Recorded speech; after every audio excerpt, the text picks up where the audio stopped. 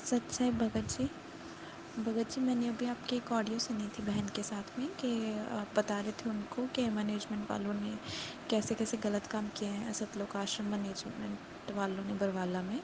तो गुरुजी ने 10-10 लाख की चोरियां पकड़ी हैं, ऐसे आप बता रहे थे बहन को।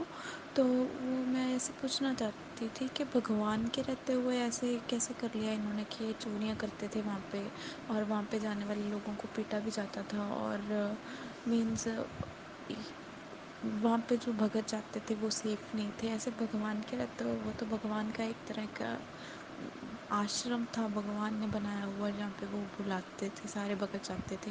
तो वहाँ पे भी अगर भगत सेफ नहीं है तो भैया फिर तो मीन्स हम तो फिर कहीं भी सेफ नहीं है, अगर हम आश्रम में सेफ नहीं थे, बरवाला आश्रम में। मैं तो अभी जुड़ी हूँ, लेकिन ये मेरे मन में आ रहा था कि अगर हम आश्रम में भी सेफ नहीं थे भगवान के पास में, तो फिर कैसे सेफ रह सकते हैं। सच्चाई बहन जी, आपका जो सवाल है या शंका है वो अपनी जगह पे बिल्कुल ठीक हो सकती है, लेकिन अध्यात्म की दृष्टि से ये ठीक नहीं है। देखिए, आप कह रही है कि परमात्मा यदि आश्रम में थे तो ये सब कुछ कैसे हो सकता है। अगर वहाँ भी कोई सेफ नहीं है तो फिर कहीं कोई सेफ नहीं रह सकता। ऐसा नहीं है बहन।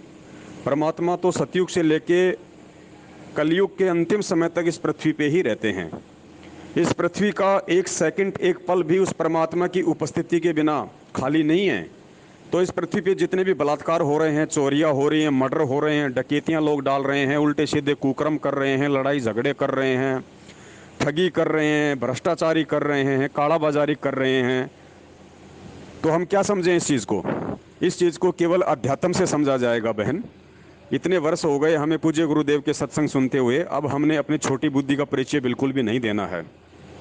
इसीलिए परमात्मा बार बार हर सत्संग में ये जोर डालते हैं कि बच्चों, पहले सृष्टि रचना को ध्यान से पढ़ो, सुनो। एक बार नहीं, दो बार नहीं, 10 बार नहीं, 100 बार सृष्टि रचना को सुनो, उसको पढ़ो।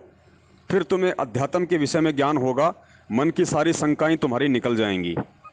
तो बहन, सृष्टि रचना में जब हम जाएंगे तो परमेश्वर ने हमें बताया कि जब प्रथम सतयुग में परमात्मा अपने पुत्र जोगजित का रूप बना के 21वें ब्रह्मांड के सबसे ऊपरी छोर पे, जहाँ पे ये काल रहता है, तपतशिला पे परमात्मा उसको मिले।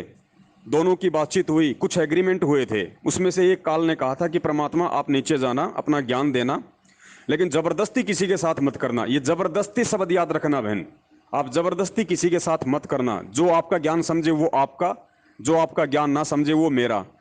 तो बहन, ये क्लियर है, पूरा पॉइंट क्लियर है, कोई शंका होनी नहीं चाहिए। और जब वो परमेश्वर यहां पे आएगा तो बहन, वो परमेश्वर एक आम व्यक्ति की भूमिका करते हुए यहां आता है। वो परमेश्वर एक आम व्यक्ति की भूमिका करते हुए, अपने आप को छुपाते हुए यहां आता है बहन। और वर्तमान में अगर परमात्मा ने अपनी समर्थता ही दिखानी थी अगर उसी तरीके से, तो फिर ये ज्ञान की आवश्यकता क्या थी। आपको बिजली पीढ़ी में जन्म देने की जरूरत क्या थी।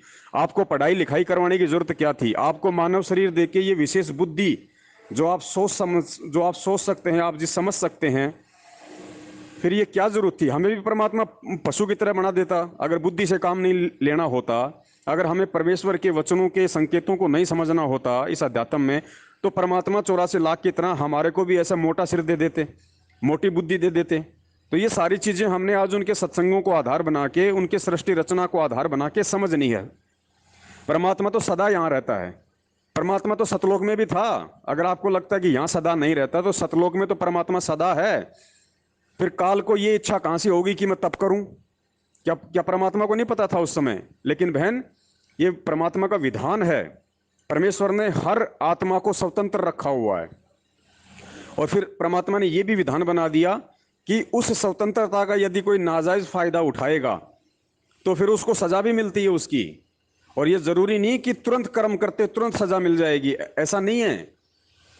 आज जो गलत कर रहा है या जो गलत चल रहा है, जो परमेश्वर के ज्ञान के विरुद्ध चल रहा है, वो ये ना समझे कि मेरे तो बल्ले बल्ले हो रही हैं, कोई दिक्कत नहीं। बहन जी, ये बल्ले बल्ले तब तक हो रही है जब तक उसकी बैटरी चार्ज है, जब तक उसके उसके पिछले पुण्य, उसके संस्कार काम कर रहे हैं। आज भी सतलोक आश्रम मैनेजमेंट हरियाणा के पीछे लगे हुए बहुत सारे भगत यही सोच रहे हैं कि भाई ये जो पवन कह रहा है, ऐसा तो कुछ भी नहीं है। हम तो मैनेजमेंट के साथ में हैं और हम तो सारे काम कर रहे हैं जैसा ये लोग हमें आदेश देते हैं, फिर भी हमारे तो कोई नुकसान नहीं, कोई दिक्कत नहीं। हमारे तो बीमारियां भी ठीक हो रही, हमारे घर में बरकत है, कोई दिक्कत नहीं। अरे तो भाई, आप उन लोगों को भी देखिए जो लोग उसी मैनेजमेंट के आदेशों पे चल रहे हैं और उनके घर में अकाल मौतें हो रही हैं, दुर्गतियां हो रही हैं, कहर टूट रहे हैं। अंतर को समझिए ज्ञान आधार से।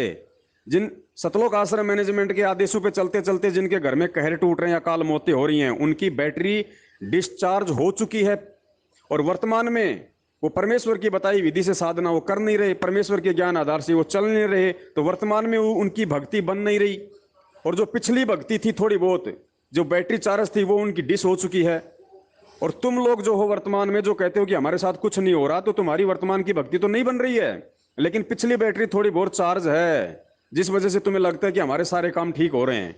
लेकिन जब वो डिस्चार्ज हो जाएगी ना, तब सिवाय रोने के कुछ हाथ नहीं आएगा। क्योंकि समझने का समय सिर्फ ये है, बाद का समय नहीं है। बाद में तो जैसे आपने कर्म किए हैं उनका परिणाम भोगने का समय है। तो बहन, ये छोटी छोटी बातें हैं। इन बातों के लिए अब आप जियों को स्वयं अपनी बुद्धि से विचार करना पड़ेगा, इस परमेश्वर के ज्ञान मार्ग को समझना पड़ेगा। कल को आपके मन में ये भी शंका हो सकती है फिर तो, कि परमात्मा समर्थ है, परमात्मा सब कुछ है, फिर जेल में क्यों बैठा है परमात्मा, फिर काहे का परमात्मा हुआ। तो बहन, ये बातें हैं ना, ये कॉमन सेंस की बातें हैं। इन बातों को तो हमने बहुत पहले समझ लेना चाहिए था, लेकिन हम आज तक नहीं समझ पा रहे। अब इससे ज्यादा दास क्या कहे बहन। सत्सा है, जय हो बंदी छोड़ की।